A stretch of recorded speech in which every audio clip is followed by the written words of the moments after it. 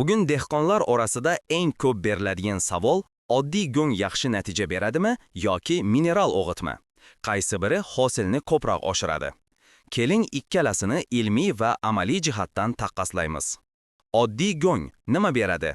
Tuproqni yumshatadi, organik modda qo'shadi, mikroorganizmlarni ko'paytiradi, suv ushlash qobiliyatini oshiradi, ozuqani sekin va uzoq muddatda beradi.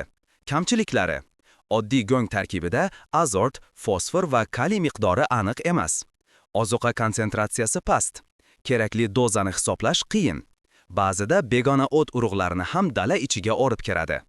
Natija: go'ng tuproqni sog'lom qiladi, lekin tez natija bermaydi.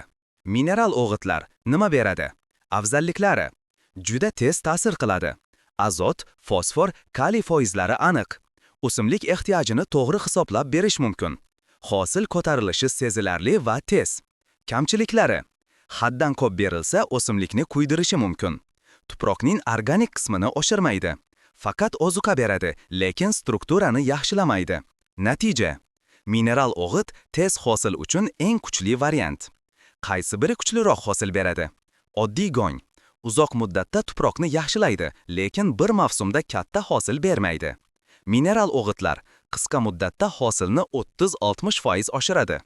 Eng yaxshi natija: organik va mineral o'g'itni birga qo'llash.